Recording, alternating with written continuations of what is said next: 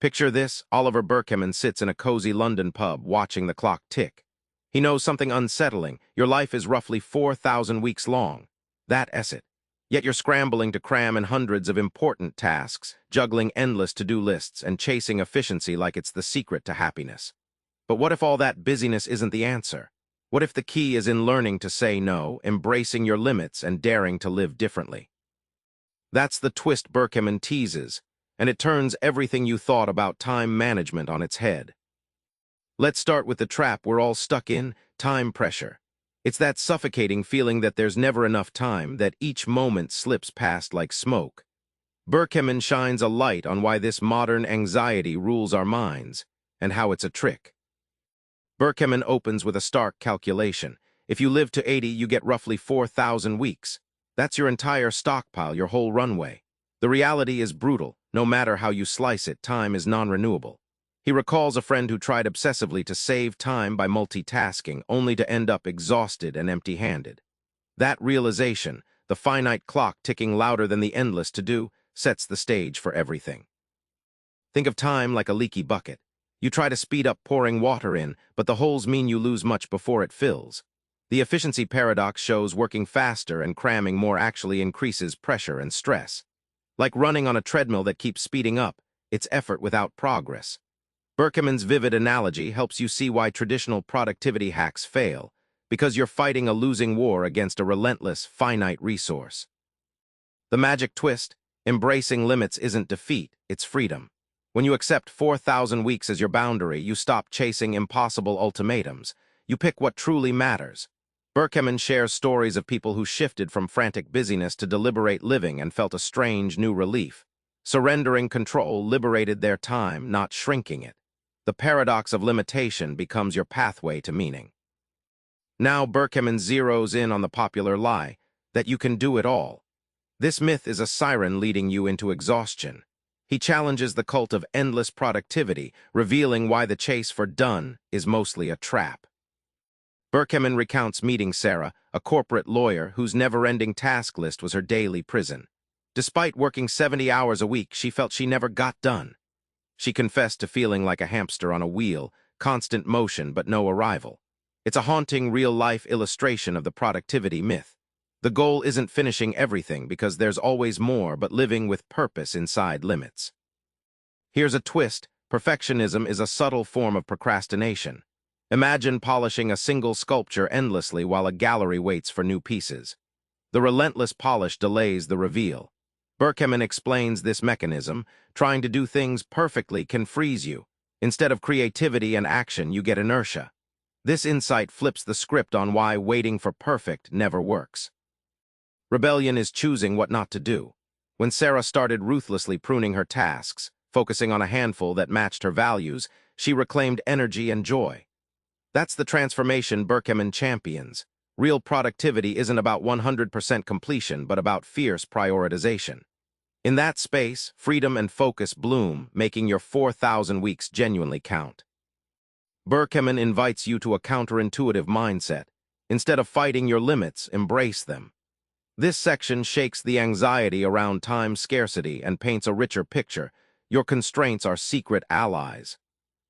In a striking passage, Burkeman recalls the ancient philosopher Seneca's advice to meditate on death, not to terrify, but to wake up.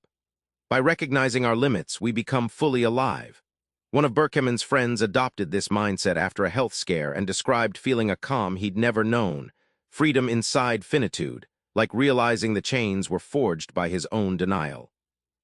The mistaken belief that everything matters turns time into a weapon against you. It's like trying to hold water in your hands, impossible and exhausting.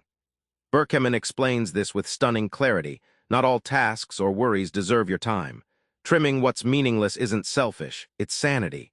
It's accepting that saying yes to some things means saying no to others. Boundaries aren't prisons, they're the fertile soil for creativity. Burkeman shows how artists, writers, and thinkers lean into constraints to spark brilliance, like jazz musicians who use limits to improvise masterpieces. By accepting that you can't do it all, you unlock focus, depth, and unexpected joy. The insight here flips scarcity into abundance. Here's the mindset you didn't know you needed: Stop fighting to get everything done and be okay with enough. Burkeman flips the modern obsession with winning at productivity into a call for radical acceptance. Burkeman shares a moment from his own life, an evening spent scrolling endlessly, anxious about all the undone tasks piling up. He realized this relentless obsession created more stress than the tasks themselves. The moment of clarity wasn't about doing more, but about accepting that getting everything done is impossible, and that was okay. This personal story cracks open a wider truth we all resist. Productivity obsession is like chasing a mirage. Burkeman likens it to a dog chasing its tail, constant motion without arrival. Attempts to maximize every second lead to burnout and guilt instead of accomplishment. This vivid analogy helps you see why your frantic pace is sabotaging your peace, and that slowing down unlocks genuine progress. The payoff arrives when you embrace good enough and imperfect days. Burkeman points to examples of creatives who found joy and meaning by letting go of impossible standards. You start to cherish the small wins and your own rhythms instead of external measures. It's a radical freedom, trading perfection for presence and chaos for calm. Finally, Burkeman hands you a roadmap, not for doing more but for living better. This is your invitation to reorient your life, treating time as a prized currency, not an enemy to defeat.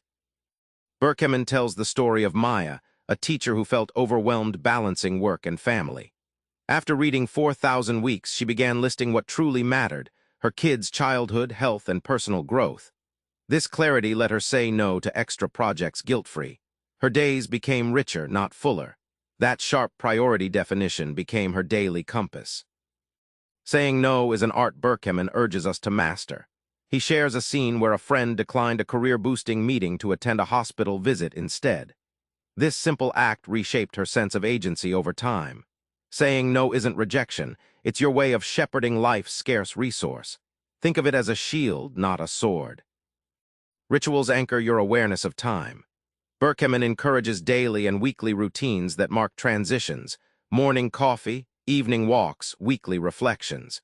These rituals create a rhythm that respects time's value and helps you notice what's truly meaningful. They become tiny but powerful acts of rebellion against time's chaos. Back in that London pub, Burkeman's clock keeps ticking, and so does yours, 4,000 weeks.